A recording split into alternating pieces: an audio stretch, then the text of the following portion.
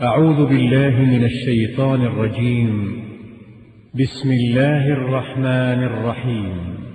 الحمد لله رب العالمين الرحمن الرحيم مالك يوم الدين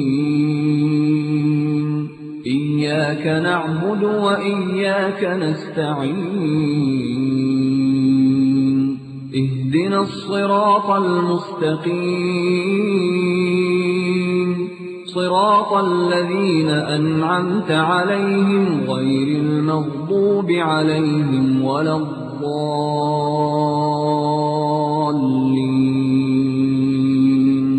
بسم الله الرحمن الرحيم. ألف لام ميم. ذلك الكتاب لا ريب فيه هدى للمتقين الذين يؤمنون بالغيب ويقيمون الصلاة ومما رزقناهم ينفقون. يا أيها الذين آمنوا أطيعوا الله وأطيعوا الرسول وأولي الأمر منكم فإن تنازعتم في شيء فردوه إلى الله والرسول إن كنتم تؤمنون بالله واليوم الآخر ذلك خير وأحسن تأويلا.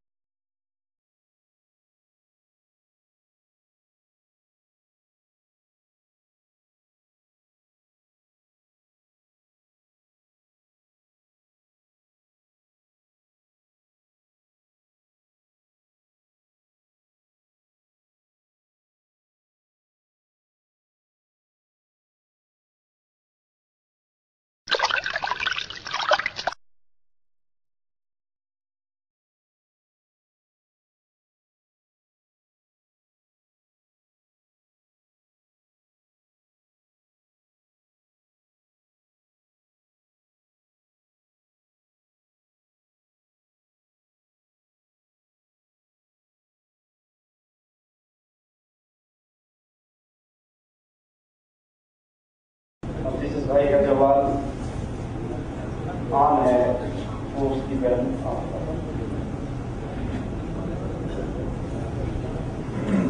पीछे बिखरे हुए मोदी जो है करीब हो जाए।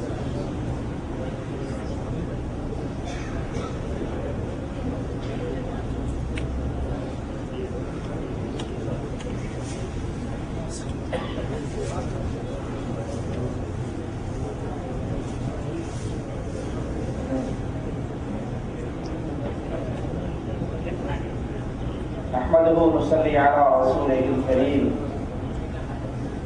अऊज़ु बिल्लाहि मिनश शैतानिर रजीम। बिस्मिल्लाहिर रहमानिर रहीम।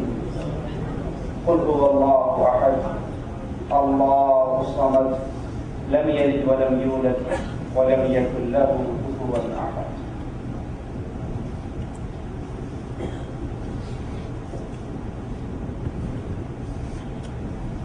इंसानों की रहनुमाई के लिए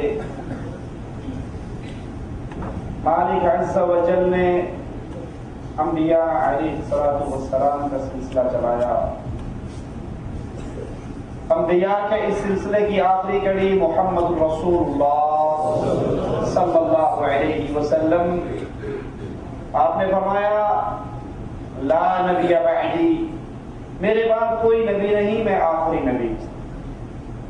لیکن ہم انبیاء جو کچھ مال چھوڑتے ہیں ہمارا وارث نہیں ہوتا، یہ صدقہ ہے، اور انبیاء کے وارث علماء ہوا کرتے ہیں۔ رسول اللہ صلی اللہ علیہ وسلم کا ایک فرمان ہے کہ قیامت سے پہلے اللہ علم اٹھا لے گا، علم قبض کر لیا جائے گا، جہالا باقی بچیں گے۔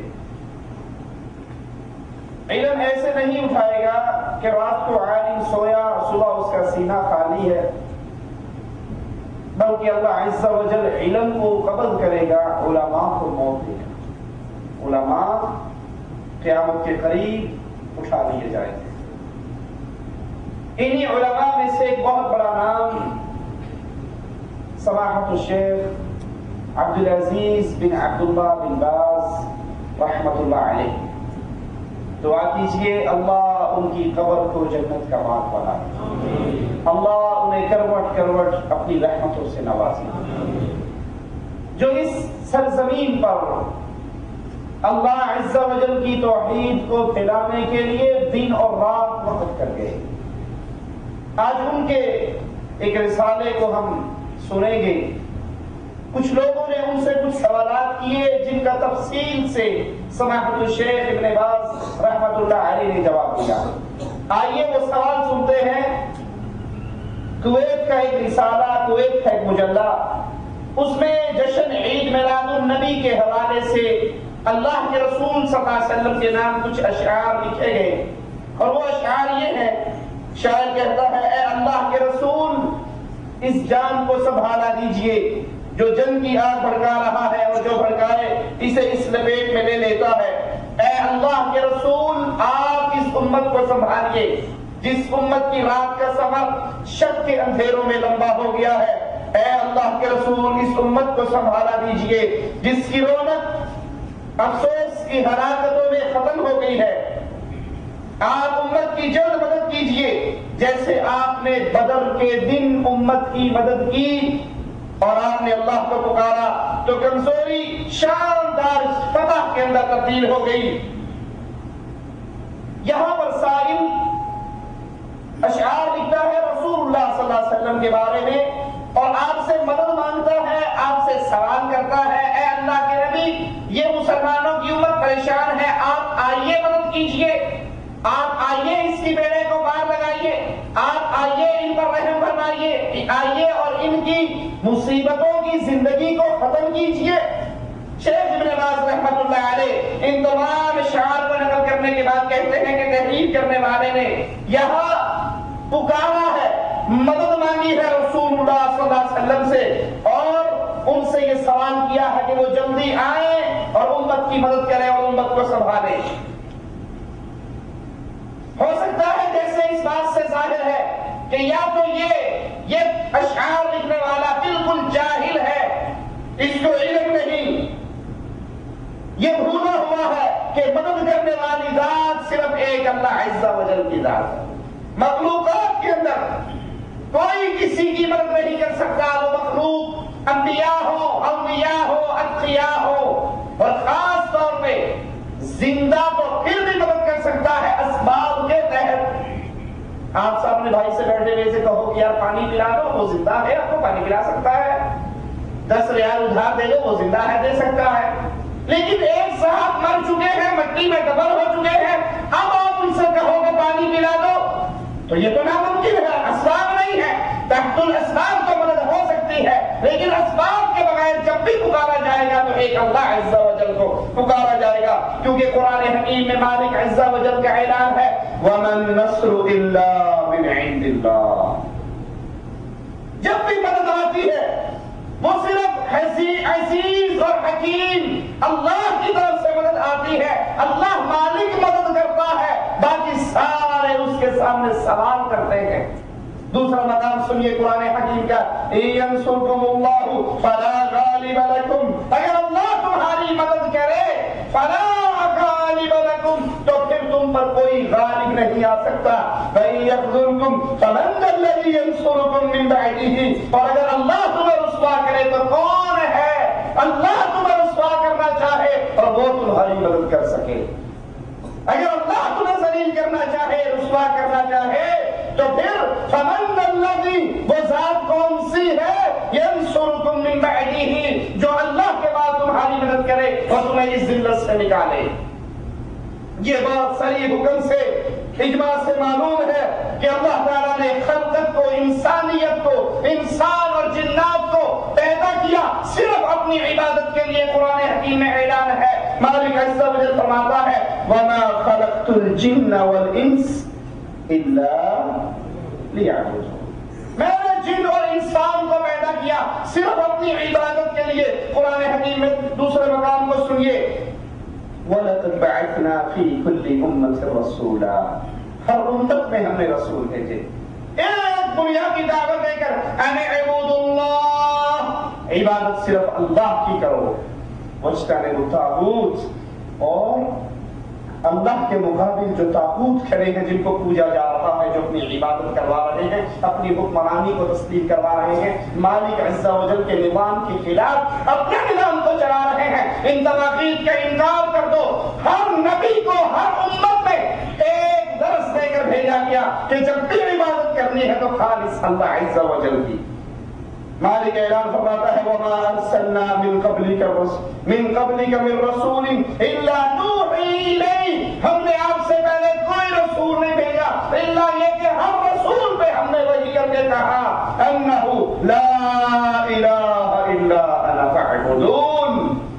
مالک کہتا ہے میں نے ہر دور میں جو بھی رسول بھیجا، ہر رسول کو یہ وحی کی، ہر رسول کو یہ تعلیم دی کہ اے میرے رسول، میری قوم، میری مخلوق کو بتا دو، اپنی قوم کو سنا دو، لا الہ الا انا، اللہ کے علاوہ کوئی الہ نہیں ہے، کوئی معبود برحق نہیں ہے۔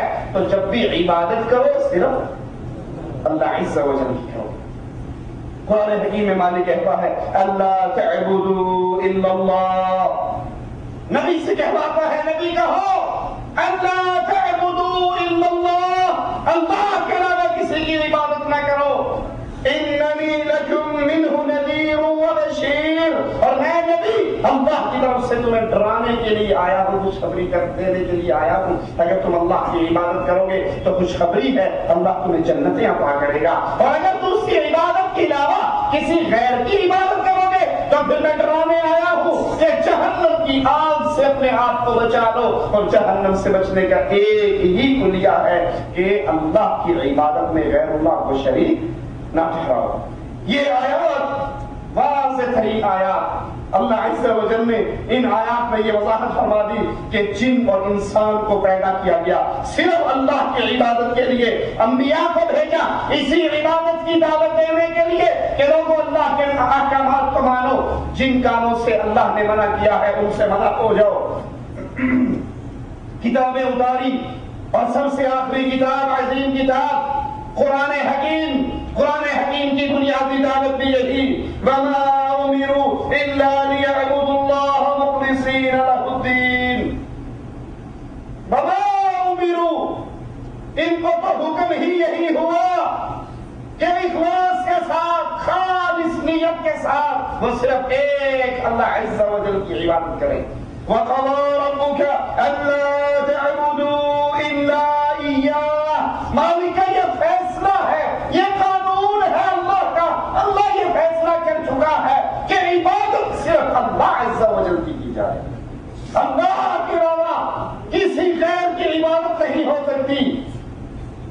اس طرح کی بے بہا آیات اللہ کی آخری کتاب قرآن حکیم کے اندر موجود ہے، جن جو دلالت کرتی ہے اس بات پر کہ عبادت حق ہے صرف اللہ، وہ معبود پر حق ہے، باقی ساری کائنات عابد ہے، اللہ معبود ہے۔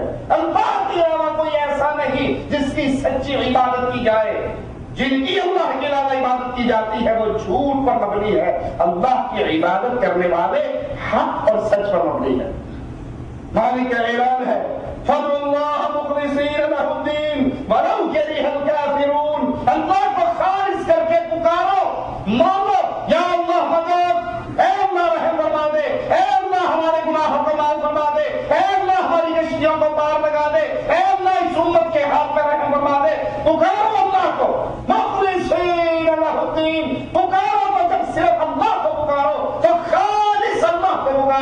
اللہ کی پکار میں کسی دوسرے کو شریک نہ رہتا ہو.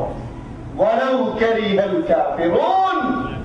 اب جو اللہ کی خالص اللہ کی پکار پہ ناراض ہوتا ہے، غصے میں آتا ہے، یہ تو 24 گھنٹے اللہ ہی اللہ کرتے ہیں، کسی اور کو پکارتے نہیں ہیں، نہ مندروں میں جاتے ہیں، نہ درگاہوں پہ سر جھکاتے ہیں، نہ کسی غیر سے سوال کرتے ہیں. جب سنو اللہ مدد اللہ مدد. وَلَوْ كَرِهَ الْكَافِرُونَ. اللہ کی توحید سے نفرت کرنے والا کافر ہے، وہ غصے میں آتا ہے، آئے، اسے برا لگتا ہے، لگے. قرآن کا اعلان ہے فَادْعُوا اللَّهَ مُخْلِصِينَ لَهُ الدِّينَ. جب بھی پکارو خالص اللہ کو پکارو. کفار کے ماتھوں پر، مشرکین کے ماتھوں پر پڑھنے والے بن کو نہ دیکھو. وَأَنَّ الْمَسَاجِدَ لِلَّهِ. یہ مسجدیں جہاں رکوع ہوتے ہیں، جہاں پر سجدے ہوتے ہیں، جہاں پہ نماز پڑھی جاتی ہے، للہ، یہ اللہ کی مسجدیں ہیں، یہ اللہ کے لیے ہے. فَلَا تَدْعُوا مَعَ اللَّهِ أَحَدًا. اللہ کے علاوہ وہاں پر کسی کو نہ پکارو. پکار کے لائق اللہ، مسجد اللہ کی مسجدوں میں اللہ کو پکارو، غیر اللہ کو وہاں پر نہ پکارو. وَلَا تَدْعُ مِن دُونِ اللَّهِ مَا لَا يَنفَعُكَ وَلَا يَضُرُّكَ. اللہ کے سوا کسی کو مت پکارو جو نہ تمہیں کچھ فائدہ دے سکتا ہے، نہ تمہیں کچھ نقصان دے سکتا ہے. وَلَا تَدْعُ مِن دُونِ اللَّهِ. اللہ کے علاوہ یا اللہ کے ساتھ ساتھ اللہ کو بھی پکارتے رہو. یا اللہ یا اللہ، یا اللہ یا مناع، یا اللہ یا عزا، یا اللہ یا ہبل، یا اللہ یا نبی، یا اللہ یا علی، یا اللہ یا بابا، یا اللہ یا شیخ. نہ تو اللہ کے کو چھوڑ کر صرف غیروں کو نہ پکارو، اور نہ ہی اللہ کے ساتھ ساتھ غیروں کو پکارو. وَلَا تَدْعُ مِن دُونِ اللَّهِ. اللہ کے علاوہ کسی کو نہ پکارو. مَا لَا يَنفَعُكَ وَلَا يَضُرُّكَ. جس کو تم پکار رہے ہو ان کی حیثیت کیا ہے؟ نہ تمہیں فائدہ دے سکتے ہیں اور نہ تمہیں نقصان دے سکتے ہیں. اللہ کی قرآن کی واضح ترین دو ٹوک آیت سننے کے بعد اگر پھر بھی ایمان نہ لے کر آؤ تو سنو. فَإِن فَعَلْتَ فَإِنَّكَ إِذًا مِّنَ الظَّالِمِينَ. اگر پھر بھی تم ان کو پکارو گے، اگر پھر بھی تم ان کے نام کی سورو پکار بلند کرتے رہو گے، ان سے مدد مانگتے رہو گے، ان سے اولاد مانگتے رہو گے، ان سے رزق مانگتے رہو گے، ان کے درباروں میں درگاہوں میں جا کے جھکتے رہو گے، تو سنو پھر تم ظالموں میں شامل ہو جاؤ گے. اور یہاں ظالموں سے مراد مشرک. قرآن حکیم دوسرے مقام پہ بیان کرتا ہے وَالْكَافِرُونَ هُمُ الظَّالِمُونَ. کافر ہی ظالم ہے، یعنی کافر ہی شرک کرتا ہے، مشرک ہے. إِنَّ الشِّرْكَ لَظُلْمٌ عَظِيمٌ. شرک کرنا تو سب سے بڑا ظلم ہے. یہاں ظالم سے مراد مشرک ہے. ان آیات اور اس طرح کی دوسری آیات سے مسئلہ واضح ہوا کہ اللہ کے سوا دوسری چیزوں کو خواب و فوت شدہ اولیاء اللہ ہو، انبیاء ہو، بزرگان دین ہو، بت ہو، درخت ہو، پتھر ہو، جن ہو، فرشتے ہو، خواہ جن کو بھی اللہ عز و جل کے ساتھ ساتھ پکارا جائے، وہ پکارا جانا اللہ کی عبادت میں غیر کو شریک ٹھہرانا. کیونکہ تمام مخلوقات ان کو پکارنا خالق کو چھوڑ کر یا خالق کے ساتھ، یہی تو شرک ہے. اور یہ اس عبادت کے منافی ہے جس عبادت کے لیے اللہ عز و جل نے جنات کو پیدا کیا، انسانوں کو پیدا کیا، رسول بھیجے، کتابیں بھیجی، لا الہ الا اللہ کی رسولوں نے دعوت دی. یہ اس لا الہ الا اللہ کے منافی ہے کہ اللہ کو پکارا جائے اور اللہ کے ساتھ غیر کو بھی پکارا جائے، اللہ کی عبادت کی جائے اور غیر اللہ کی عبادت کی جائے. قرآن حکیم بیان فرماتا ہے ذَلِكَ بِأَنَّ اللَّهَ هُوَ الْحَقُّ. قرآن بڑی کھلی کتاب ہے، قرآن بڑی عظیم کتاب ہے، قرآن مسئلے کو تو ٹوک واضح کر دینے والی کتاب ہے. اے کاش کوئی اللہ کے اس کلام کو اپنے سینے سے لگائے، صرف چومے چاٹنے کے لیے نہ رکھے، تعویذ کھولنے کے لیے نہ رکھے، اس کا ترجمہ پڑھے تو صحیح. معنی کیا آواز لگا رہا ہے، قرآن کیا کہہ رہا ہے؟ ذَلِكَ بِأَنَّ اللَّهَ هُوَ الْحَقُّ وَأَنَّ مَا يَدْعُونَ مِن دُونِهِ الْبَاطِلُ. یہ اس لیے کہ اللہ ہی برحق ہے، اللہ کی پکار برحق ہے. یا اللہ سوا جسے بھی وہ لوگ پکارتے ہیں، یا حسن یا حسین یا علی یا غوث یا پیر یا بابا یا حاجی یا شیخ یا مرشد یا نبی یا فلاں یا فلاں، قرآن کی کھلی ہوئی آیت ہے، کوئی دل جس کے اندر یہ آیات اتر جائے، اپنے عقائد کو لے کر اللہ کے کلام پہ پیش کرے، مولوی پر نہیں، ملا پر نہیں، شیخ پر نہیں، پیر پر نہیں، قرآن حکیم پر۔ وہ قرآن کے ساری کائنات کی بات جھوٹی ہو سکتی ہے، نہ عرش والے رب کی بات جھوٹی ہو سکتی ہے، نہ مدینے والے محمد کی بات جھوٹی ہو سکتی ہے صلی اللہ علیہ۔ مالک کہتا ہے ذالک بأن اللہ هو الحق، اللہ پر حق ہے، اللہ سچ پر ہے، اللہ کو پکارنا سچی بات ہے۔ وَأَنَّمَا يَدْعُونَ مِن دُونِهِ الْبَاطِلَ، اور اللہ کے علاوہ جس کو بھی پکارا جائے، جنات کو، فرشتوں کو، پیروں کو، نبیوں کو، ولیوں کو، بزرگوں کو، جس کو بھی پکارا جاتا ہے، مالک کا اعلان ہے کہ ان کی پکار جھوٹ ہے۔ باطل کی عربی تو آپ بھی سمجھتے ہوں گے نا، وَأَنَّمَا يَدْعُونَ مِن دُونِهِ الْبَاطِلَ۔ اور قرآن سنیے اور اللہ کے کلام، ان آیات کو اپنے دلوں میں اتاریے۔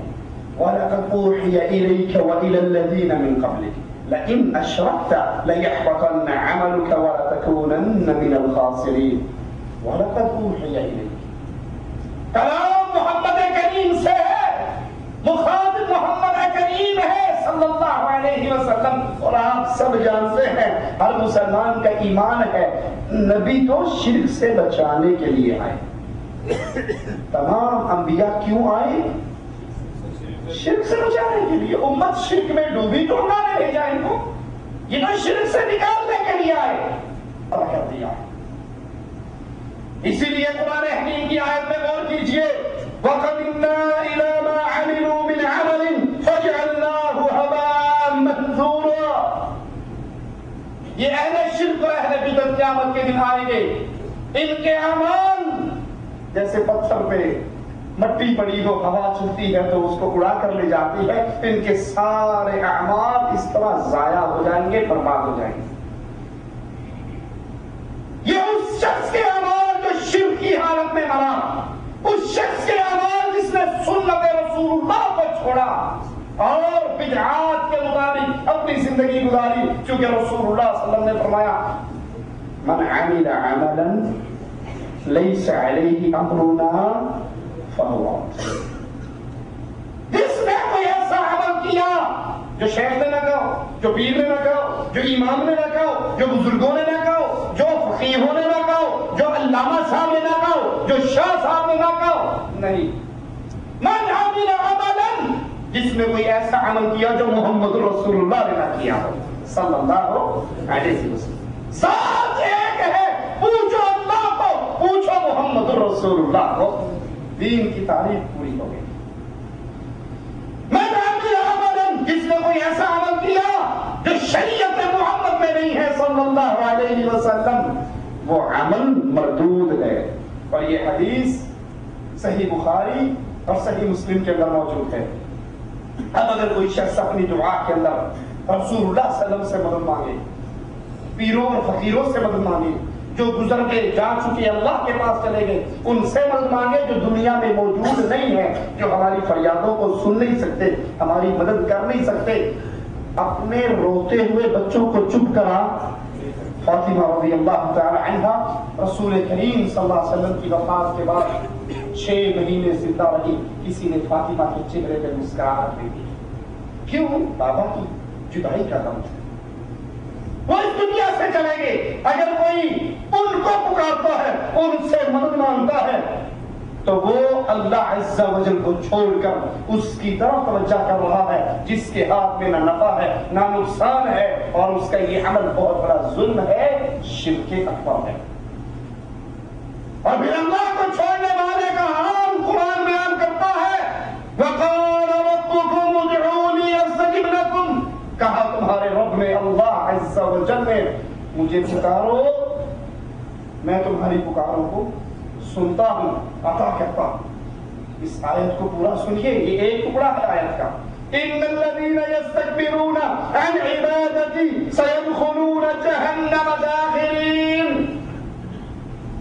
بلا شبہ جو میری عبادت سے تکبر کرے، مجھے نہ پکارے، پکارنا عبادت ہے نا، جو میری عبادت سے تکبر کرے، مجھ سے مانگنے سے تکبر کرے، مجھے پکارنے سے تکبر کرے، وہ ذلیل و خوار ہو کر جہنم میں داخل ہوگا. یہ آیت کریمہ بہترین دلیل ہے کہ دعا عبادت ہے. وقال ربکم ادعونی، کہا اللہ نے مجھے پکارو، اور جو مجھے نہیں پکارتے، تکبر کرتے ہیں، مجھے چھوڑ کے غیروں کو پکارتے ہیں، وہ ذلیل اور رسوا ہو کر ہمیشہ کی جہنم میں داخل ہوں گے. کیونکہ مالک کا اعلان ہے وَإِذَا سَأَلَكَ عِبَادِي عَنِّي فَإِنِّي قَرِيبٌ أجيب دعوة الداع إذا دعان فليستجيبوا لي وليؤمنوا بي لعلهم يرشدون. إذا سألك عبادي عني، اے رسول اللہ صلی اللہ علیہ وسلم، جب بھی میرے بندے سوال کرنا اللہ کہاں ہے، اللہ، اور جب کوٹھے پہ چڑھنا ہو تو سیڑھی لگانی پڑتی ہے نا. اے نبی، جب بھی میرا بندہ سوال کرے اذا سألك عبادي عني فإني قریب، میں کوٹھے جتنا دور نہیں ہوں، میں تمہاری شاعر سے بھی زیادہ قریب ہوں. اللہ صرف قریب ہونے سے بھی کوئی فائدہ ہوگا؟ اگلی بات، مسئلہ تو ہمیں مانگنا ہے. فرمایا اجیب دعوت الداع اذا دعان، جب بھی کوئی پکارنے والا پکارتا ہے میں اس کی پکار کو سنتا ہوں، عطا کرتا ہوں. یہ کبھی نہیں ہو سکتا بندہ اللہ کو پکارے خالص ہو کر، دل کی حضوری کے ساتھ، اور پھر رب کا منگتا خالی رہ جائے. یہ ہو سکتا؟ پکارنے کا ڈھنگ چاہیے، مانگنے کا ڈھنگ چاہیے. یہ نہیں دل و دماغ دکان سے پتہ نہیں مولوی کب نماز ختم کرے گا، داخل ہوتے ہوئے اللہم صلی علی محمد لمبی دعا ہو گئی. یہ مانگنا نہیں. آپ کا دل اللہ کی طرف توجہ کرے، آپ کی زبان اور دل، آپ کی توجہ، آپ رائے، آنسوں کا بہائے، اللہ تیرا بندہ ہوں. وہ اتنا سننے والا ہے. نبی پورا گروہ لے کر، پوری جماعت لے کر اصحاب کرام کو لے کر جا رہے ہیں، اور نبی سے پہلے چیونٹی بھی رو پڑتی ہے، اللہ کے سامنے آوازہ بلند کرتی ہے، یا رب انی خلق من خلق. اللہ نبی آیا ہے مانگنے کے لیے، میں بھی تو تیری ہوں، میں بھی تو پیاسی ہوں. وہ اتنا سننے والا ہے، سنے والا نبی سے پہلے کیڑی کی سن کے، چیونٹی کی سن کے پوری کائنات کو پانی پلا دے. وقال ربکم، وہ اللہ ہے ہمارا جس نے کہا پکارو، اور وہ ہے کہا اذا سألک عبادی واذا سألک عبادی عنی فإنی قریب. اے نبی، جب بھی بندے میرے بارے میں پوچھے تو میں قریب ہوں، سنتا ہوں، جو بھی مجھے پکارتا ہے اس کی پکار کو سنتا ہوں، جواب دیتا ہوں. انہیں چاہیے میرے حکم کو مانے، مجھ پہ ایمان لائے تاکہ راہ ہدایت پہ چلے. رسول اللہ صلی اللہ علیہ وسلم نے اپنے چچا صاحب کو عبداللہ ابن عباس رضی اللہ عنہما سے کہا، اللہ کو یاد رکھ، اللہ تجھے یاد رکھے گا. اللہ کو یاد رکھ، اللہ تجھے یاد رکھے گا. تو اسے اپنے سامنے پائے گا. تو نے جب بھی سوال کرنا ہو اللہ سے، جب بھی سوال کرنا ہو اللہ سے کرے. گولی کھا رہے ہو پیناڈول کی، بروفین کی، تو اللہ یہ تیرے نبی نے کی سنت ہے، علاج کی اجازت ہمیں دی ہے، کھا رہا ہوں لیکن اس گولی میں شفا ہے. گولی ہے پیٹ میں جا رہی ہے، ٹیکا لگوا رہا ہوں، ڈاکٹر کے پاس جا رہا ہوں، اللہ سنت پہ عمل کر رہا ہوں، لیکن ان میں سے شفا کسی کے پاس، شفا صرف تیرے پاس ہے. اے عبداللہ ابن عباس، تو اللہ کو یاد کر، اللہ تجھے یاد رکھے گا. تو اسے اپنے سامنے پائے گا. جب تجھے سوال کرنا ہو تو اللہ سے کر. جب تم نے مدد مانگنی ہو تو کیا کہے، یا علی مدد، یا غوث مدد، یا شیخ مدد، بہاور حق بیڑا تاکہ یار یا پار نہیں. رسول اللہ تعلیم دے رہے ہیں صلی اللہ علیہ وسلم. چچا صاحب کو کہا جب تم نے مدد مانگنی ہو تو صرف ایک اللہ سے مدد مانگا کر. اس حدیث کو امام ترمذی نے روایت کیا. رسول اللہ صلی اللہ علیہ وسلم کے فرمان سنیے اور پھر اپنے عقیدوں کو ٹولیے. واللہ مسلمان کو ہوتا ہے جب تک علم نہ ہو، خیر سب ہے کوئی بات نہیں، علم نہیں ہے، لیکن جب اس کو فرمان مل جائے محمد کریم صلی اللہ علیہ وسلم کا، کائنات سے ٹکر لے دیتا ہے. محمد کریم کے فرمان کو ٹھوک کر نہیں مارا صلی اللہ علیہ وسلم. اللہ کے نبی نے فرمایا صحیح بخاری کے اندر رسول اللہ صلی اللہ علیہ وسلم کی یہ حدیث موجود ہے، من مات وهو يدعو لله ندا دخل النار. جو اس حال میں مرا کہ وہ اللہ عز و جل کے ساتھ کسی اور کو پکارتا تھا، یا اللہ مدد، یا علی مدد، یا اللہ مدد، یا رسول اللہ مدد، یا اللہ مدد پنجتن باغ مدد، یا اللہ مدد حسن حسین مدد، یا اللہ مدد فاطمہ مدد، یا اللہ مدد جبرائیل اسرائیل میکائیل مدد. جو اس حال میں مرا کہ وہ اللہ عز و جل کے ساتھ کسی اور کو بھی پکارتا تھا، دخل النار، وہ ہمیشہ کی جہنم کے ایندھن بن گیا. رسول اللہ صلی اللہ علیہ وسلم سے سوال کیا گیا، اے اللہ کے نبی دنیا میں گناہ تو بہت ہے نا، گناہ تو بہت ہے. سائن سوال کر رہے ہیں اللہ کے نبی کائنات میں سب سے بڑا گناہ زنا ہے، چوری ہے، ڈاکہ ہے، قتل ہے، بدکاری ہے، کیا گناہ ہے کائنات میں سب سے بڑا گناہ کیا ہے؟ رسول اللہ صلی اللہ علیہ وسلم نے فرمایا کہ تو اللہ کے ساتھ کسی اور کو پکارے حالانکہ اللہ نے تجھے پیدا کیا. تو کسی اور کو اللہ کا مقابل سمجھے، رکوع اللہ کے لیے کرتا ہے تو اس کے لیے بھی کرے، سجدہ اللہ کے لیے ہے تو اس کے لیے بھی کرے، یا اللہ مدد کہتا ہے تو اس سے بھی مدد مانگے، اولاد اللہ سے مانگتا ہے اس سے بھی مانگے. تو اللہ کے برابر کسی کو سمجھے. اللہ برابر تو کوئی بھی نہیں مانگتا، برابر زبان سے کوئی بھی نہیں کہتا، لیکن جب اعمال کیے جاتے ہیں، ایک بکرا اللہ کے لیے قربانی کا، ایک بکرا بابا جی کے عرس کا، یہ اعمال ہے جو انسان کو بتا دیتے ہیں کہ تم خدا کو اللہ کے برابر سمجھ رہے ہو، تم اس کو پکار رہے ہو، اس سے مانگ رہے ہو، اس سے ڈر رہے ہو. صبح صبح گاڑی نکالتے پہلے اس کے دندے میں چندہ ڈالتے ہو اور پھر کہتے ہیں بابا سہیلی سرکار بھلی کرنا، ابھی بونی نہیں ہوئی، کچھ آیا نہیں، تینوں پہلے دیتا کہ میری گڈی راہ ایکسیڈنٹ نہ ہو. ڈر رہے ہو بغیر اسباب کے، اگر کوئی بیڑا خراب کر سکتا ہے تو اللہ، بیڑا پار لگا سکتا ہے تو اللہ. بغیر اسباب کے کسی کے ہاتھ میں کوئی اختیار. رسول اللہ صلی اللہ علیہ وسلم نے فرمایا کہ سب سے بڑا گناہ یہ ہے کہ تو اللہ کا برابر، اس کا نظیر، اس کی مثال کسی اور کو سمجھے، حالانکہ اس نے تجھے پیدا کیا ہے. اب جو شخص اللہ کے علاوہ کسی کو پکارتا ہے، فریاد کرتا ہے، نذرانے دیتا ہے، قربانی کرتا ہے، کوئی بھی عبادت جو اللہ کے لیے خاص ہے، جب وہ غیر کے لیے کرتا ہے تو جس کے لیے کر رہا ہے اس نے اللہ کو اور اس کو برابر کر دیا. اب وہ کوئی نبی ہو، کوئی ولی ہو، فرشتہ ہو، جن ہو، بت ہو، مخلوقات میں سے کوئی ہو، البتہ کسی زندہ حاضر آدمی سے مدد مانگی جا سکتی ہے. ہمارے شیخ تھے، ان کو محمد صاحب شیخ پوری رحمۃ اللہ علیہ، اللہ ان کی قبر کو جنت کا باغ بنائے. ان کو ایک کہنے والے نے کہا 24 گھنٹے غیر اللہ کی پکار، غیر اللہ کی پکار، تو نہیں اپنی بیوی سے کہتا روٹی لے کے آ، یہ شرک نہیں؟ تو انہوں نے بڑی پیاری بات کہی، کہنے لگا اللہ کی قسم جب تک میری بیوی زندہ رہی اور میرے سامنے رہی میں اس سے کہتا رہا بیوی کرما والی جا روٹی لے آ. جب وہ مر کے قبر میں دفن ہو گئی، میں کبھی بھی قبرستان جا کے اس کی قبر پہ کھڑا ہو کر میں نے یہ نہیں کہا پراٹھا پکا دے پھر چٹ بات آ کے بیٹھ جائے. میں کہتی کوئی زندہ ہو، حاضر ہو، موجود ہو، اسباب ہو، مدد کر سکتا ہے، لیکن بغیر اسباب کے. غار کے اندر تین بند ہیں، پتھر آگے آ گیا ہے، اب کوئی اور مدد، کشتی بھور میں پھنس گئی ہے، نہ علی پار لگا سکتا ہے نہ بلی پار لگا سکتا ہے. ان کشتیوں کو پار لگانے والا کون؟ اللہ عز و جل. کسی زندہ اور حاضر سے مدد مانگی جا سکتی ہے، لیکن غیر اسباب کے غیر اللہ کو پکارنا شرک ہے. قرآن حکیم کے اندر اللہ کائنات کی سب سے عظیم ہستی کون ہے؟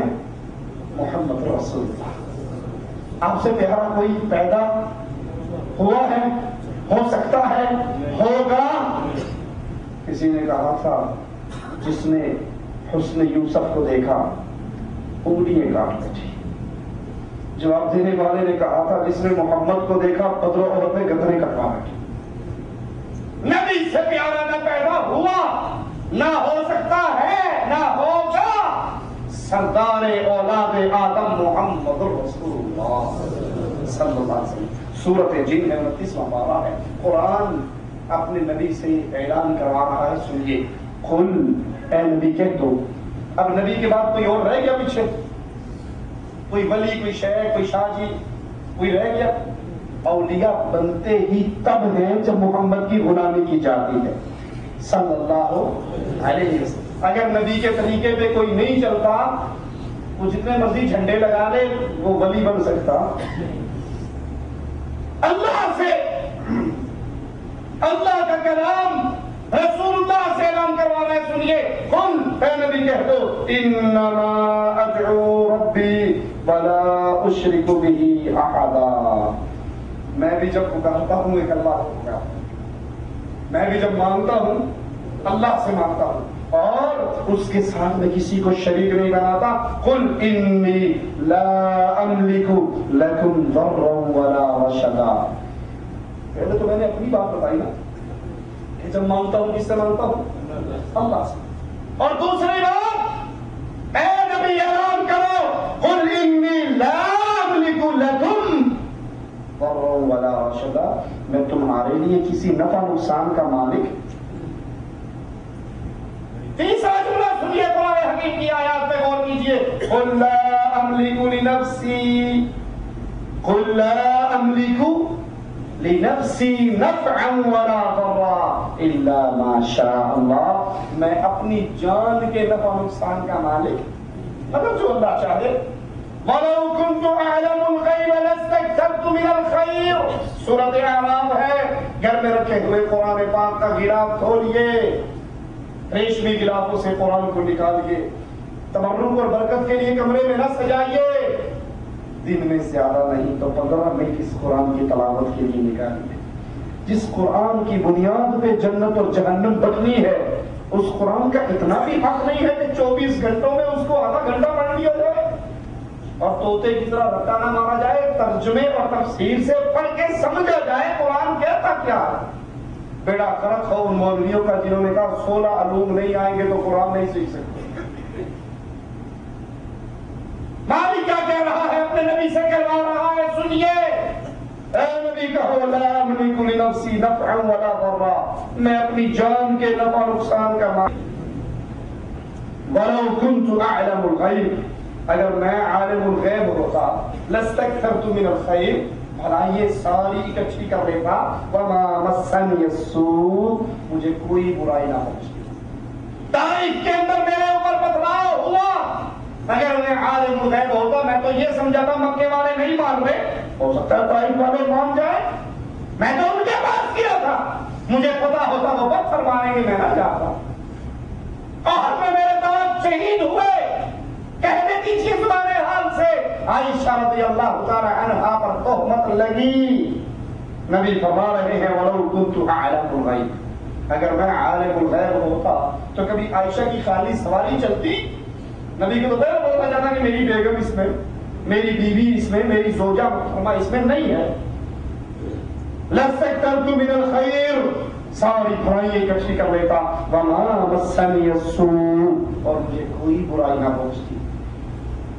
نہ میں تمہارے لیے نفع نقصان کا مالک، نہ اپنی جان کے لیے نفع نقصان کا مالک، نہ علم غیب کا دعویٰ دار، نہ علم غیب کا مالک۔ اب میں ہوں کیا؟ وہ بھی قرآن بیان کرواتا ہے، ان انا الا نذیر وبشیر لقوم یؤمنون، میں تو ڈرانے والا اور خوشخبری دینے والا ہوں اس قوم کو جو یقین کرتے ہیں۔ اس مضمون کی آیات بہت ہیں۔ اللہ کے نبی صلی اللہ علیہ وسلم اپنے اللہ کے سوا کسی کو نہ پکارتے تھے، کسی سے فریاد نہ کرتے تھے۔ دشمن کا مجھ سے مقابلہ ہوتا تب بھی اللہ کے نبی کس کو پکارتے؟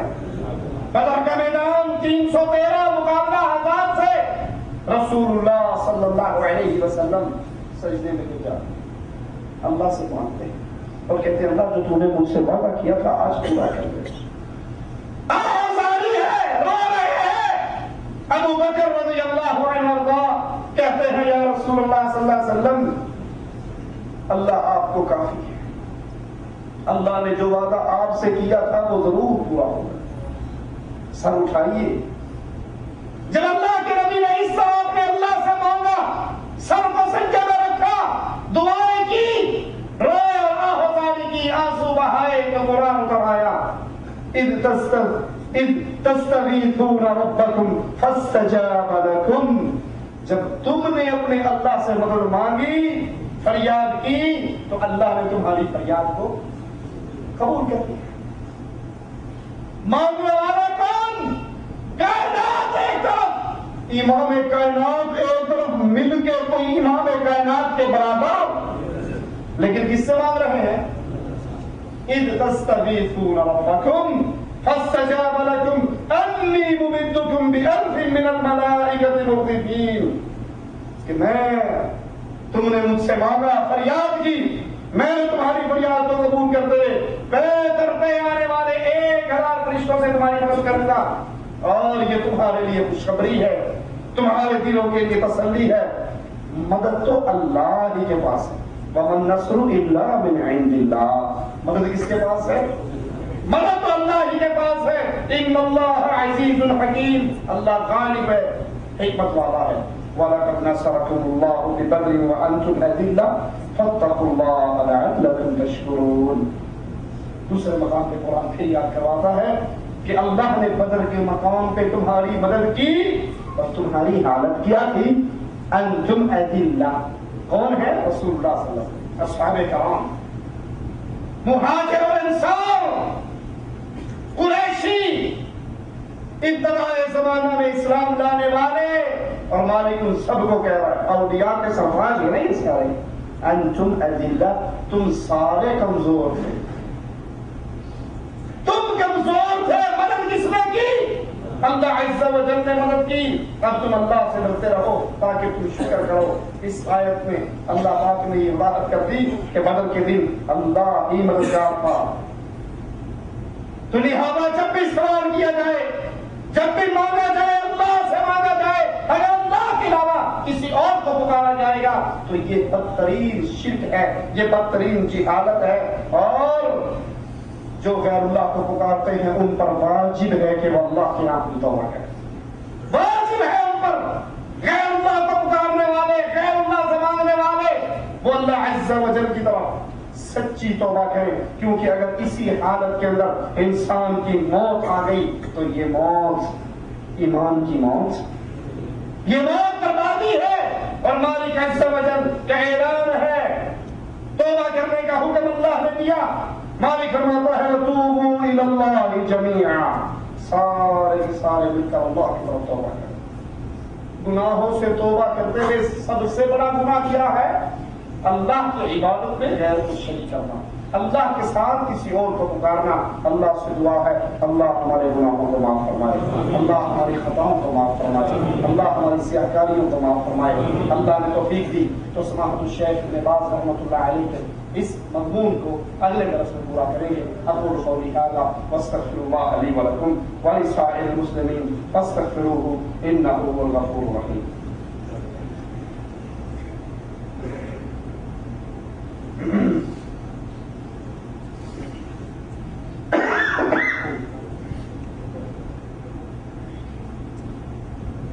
گزارش ہے کہ ہم سنتے ہیں قیامت کا دن بہت سخت ہوگا اور مومنین عرش کے سائے میں ہوں گے. دوسری طرف ہم سنتے ہیں کہ قیامت کا دن بہت سخت ہوگا اور لوگ پسینوں میں ڈوبے ہوئے ہوں گے، حتیٰ کہ نبی بھی یا نفسی نفسی کہیں گے. تو اس بارے میں وضاحت کریں. جی، قیامت کا دن شدید ترین دن ہے. قیامت کا دن شدید ترین دن ہے. انسان سورج کے نیچے ہوگا، سورج 1 میل کے فاصلے پر ہوگا. راوی حدیث کہتا ہے میل کا مطلب میں نہیں جانتا، کیونکہ عربی میں میل 2 چیزوں کو کہا جاتا ہے. ایک تو سفر والا مسافر والا میل، اور جس سرائی سے آنکھ میں سرما ڈالتے ہیں اس کو بھی میل کہا جاتا ہے. جیسے جیسے انسان کے اعمال ہوں گے ویسے ویسے وہ پسینوں میں غرق ہوگا. کسی کا پسینہ ٹخنے تک، کسی کا گھٹنے تک، کسی کا ناف تک، کسی کا سینے تک، کوئی اسی کے اندر غرق ہوگا. اللہ اپنی رحمت سے ہم سب کو معاف کرے. تو اس کی شدت یہی ہوگی کہ سارے انبیاء کی زبان پر اپنی ذات کا سوال ہوگا، سوائے محمد رسول اللہ صلی اللہ علیہ وسلم۔ اللہ کے نبی کے حدیث میں فرماتے ہیں اللہ نے ہر نبی کو ایک دعا کا اختیار دیا کہ جو دل میں آتا ہے مانگو۔ ہر نبی نے مانگ لی، ہر نبی نے مانگ لی، میں نے اس دعا کو روک لیا، میں نے اس دعا کو روک لیا کہ قیامت کے دن اللہ سے اسی دعا کو کہہ کر اللہ تم نے کہا تھا نا مانگ کیا مانگتا ہے، ایک کا اختیار تھا اپنی امت کے گناہوں کا سوال کروں، اپنی امت کے لیے اللہ سے معافی کا سوال کروں گا، ان کے گناہ بخشوانے کے لیے سوال کروں گا، ان کی سفارش اور شفاعت کروں گا۔ سائل پوچھتا ہے یا رسول اللہ صلی اللہ علیہ وسلم آپ کی سفارش، آپ کی شفاعت کن کو ملے گی؟ جواب پہ غور کرنا، اللہ کے نبی کی سفارش، شفاعت کا حقدار کون ہوگا؟ اللہ ہم سب کو پیارے حبیب کی سفارش کا حقدار بنا، ہمیں ہمارے نبی کی سفارش کا حقدار بنا، ہمیں ہمارے نبی کے جھنڈے کے نیچے جنت الفردوس میں اعلیٰ مقام عطا فرما۔ اللہ کے نبی کون خوش نصیب ہوگا جس کو آپ کی شفاعت ملے؟ کہا ہر وہ مسلمان جو اس حال میں مرا ہوگا کہ اس نے اللہ کے ساتھ شرک نہ کیا ہوگا، اللہ کی عبادت میں، اس کی ذات میں، اس کی صفات میں کسی اور کو شریک نہ ٹھہرایا ہوگا۔ ہر مسلمان کو وہ گناہ گار تو ہوگا لیکن اس کے گناہوں میں شرک والا گناہ نہیں ہوگا، اسے رسول اللہ صلی اللہ علیہ وسلم کی شفاعت ملے گی اور اللہ اس کو معاف کر کے جنت میں جگہ عطا فرمائے گا۔ کیا نفلی نماز کے سجدوں میں دعا مانگ سکتے ہیں؟ نہیں، فرض نماز کے سجدے میں بھی آپ دعا مانگ سکتے ہیں، لیکن دعا ہونی عربی زبان میں چاہیے، مصنوع جو احادیث میں دعائیں ہیں ان کو یاد کیجیے اور وہ مانگنی چاہیے۔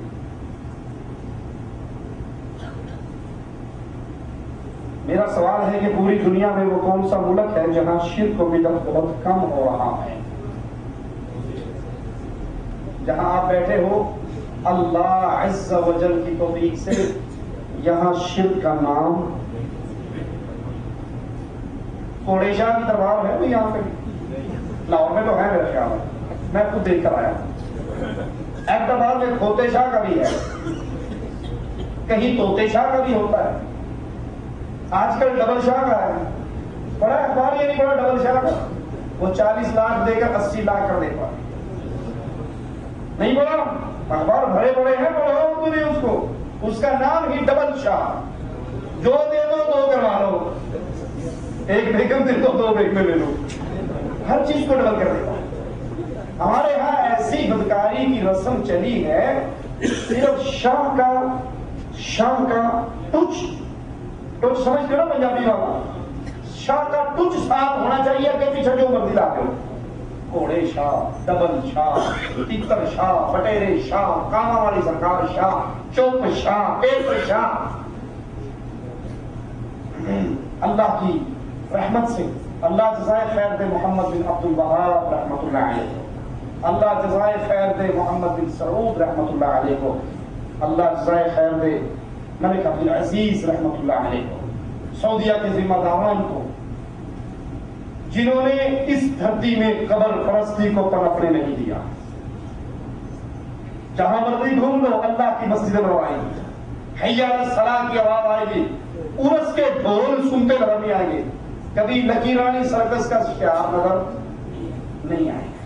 یہ مملکہ سعودی عربیہ، اللہ یہاں کے ذمہ داران کو جزائے خیر دے، اللہ ان پر رحمت کرے، اللہ اس مملکت کی حفاظت کرے، حاسدین اور حاقدین کے شر سے محفوظ رکھے، یہاں کے امن کی حفاظت کرے، یہاں کے علماء کی حفاظت کرے، یہاں کے حکام کی حفاظت کرے، اللہ ان سے مزید دین کی خدمت دے۔ یہ مملکہ ایسی جگہ ہے جہاں پہ قبر پرستی کا وجود نہیں ہے۔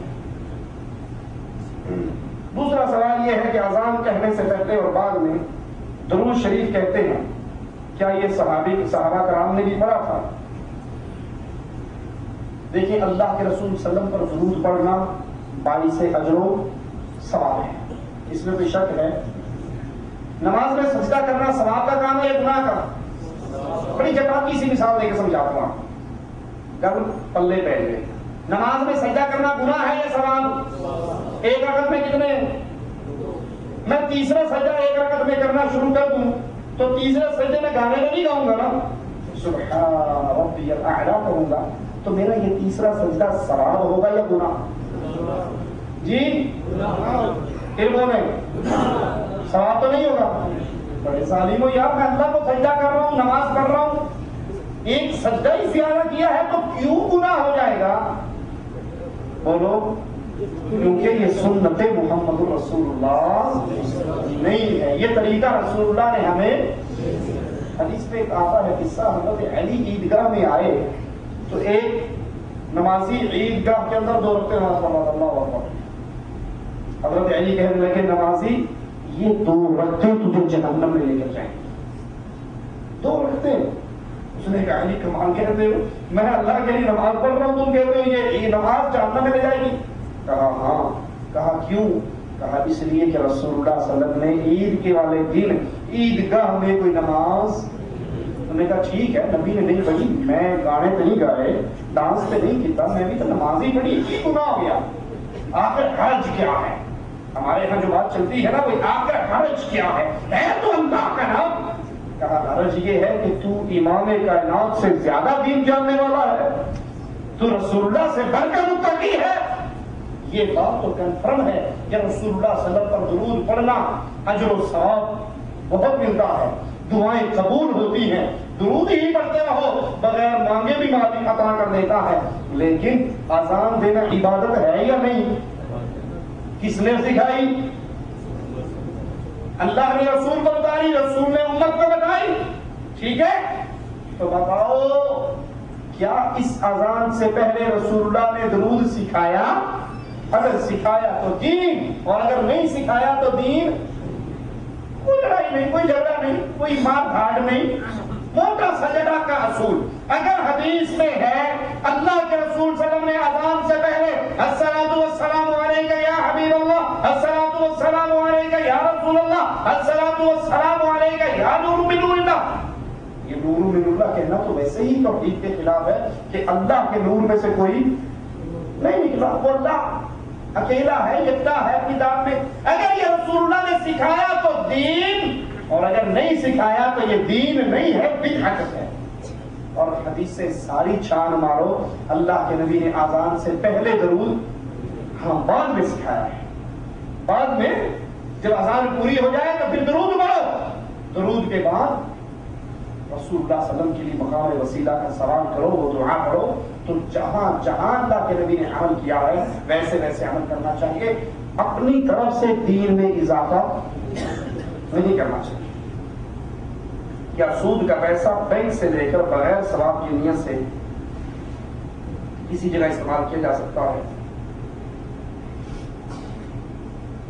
بینک میں چھوڑو گے تو یہود و نصارہ کے استعمال میں آئے گا۔ پہلے تو اللہ سے توبہ کرو کہ آئندہ پیسہ بینک والے سود والے اکاؤنٹ میں فکس ڈپازٹ نہیں کرواؤ گے، سود والے کھاتے میں نہیں رکھو گے، مجبوری اگر رکھنی پڑی تو کرنٹ اکاؤنٹ میں رکھو گے، جہاں جتنے رکھو گے 20 سال کے بعد بھی اتنے ملیں گے، اضافہ نہیں ہوگا۔ پہلے تو یہ توبہ کرو، پھر اس پیسے کو لے کر کہیں لیٹرین میں بنوا دو، گندا پیسہ گندی جگہ پہ لگا دو، جان چھڑاؤ۔ ثواب کی نیت سے، ثواب کی امید پر اللہ نام کا پیسہ نہیں دیا جا سکتا، کیونکہ اللہ پاک ہے اور پاک چیز کو پسند فرماتا ہے۔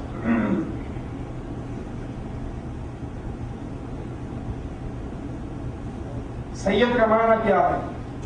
سید سردار کو کہتے ہیں، جیسے انگلش میں سر، انگلش میں سر، عربی میں سید۔ یہ ذات و پات یہ صرف ہمارے تعارف کے لیے ہے، یہ سید ہے، یہ شاہ ہے، یہ راجپوت ہے، یہ رائی ہے، کس لیے ہے؟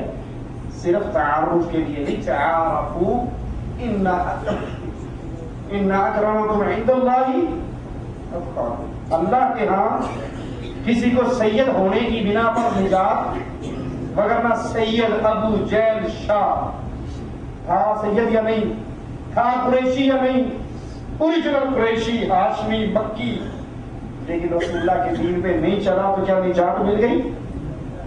یہ غلط ہے۔ سید کی سین کو بھی سلام ہے، سید جو مرضی کرتا رہ جائے، نہیں، یہاں دین محمد ہے صلی اللہ علیہ وسلم۔ ابو جہل نے نہیں مانا، ابو لہب نے نہیں مانا، سید ابو جہل ابو لہب کہاں گیا؟ جہنم میں۔ اور حبشہ کے بلال نے مان لیا تو کیا مقام ملا؟ اللہ کے نبی پوچھتے ہیں بلال کیا عمل کرتے ہو؟ میں جنت میں چل رہا تھا، تمہاری دنیا میں چلنے کی آواز جنت میں آ رہی، تو ابھی مارا نہیں، جنت میں پہنچا نہیں، دنیا میں ہے، لیکن تیرے چلنے کی چھاپ آواز اللہ کی جنت میں سنائی ہے۔ تو یہاں وہ ہے جو تقوی اختیار کرے، وہ ذات کا آرائی ہو، موچی ہو، کوئی بھی ہو، اللہ کے یہاں ذات و پاک کی وجہ سے معافی۔ اسی لیے تو رسول اللہ صلی اللہ علیہ وسلم نے بیٹی سے کہہ دیا تھا بیٹی عمل کرنا، پکڑی گئی تو میں چھڑا۔ سیدوں کی ماں سے کہہ دیا تھا تو پیچھے کون بچا؟ یہ ہندوؤں کے ہاں سسٹم ہے، شودر برہمن کھشتری، انہوں نے پارٹیشن کی ہوئی ہے، یہ کرے گا یہ کرے گا۔ اسلام میں ایسا نہیں ہوگا، یہاں سارے اللہ کے بندے ہیں۔ اللہ ہمیں عمل کی توفیق عطا فرمائے۔ سبحانک اللہم و بحمدک، لا الہ الا انت، استغفرک۔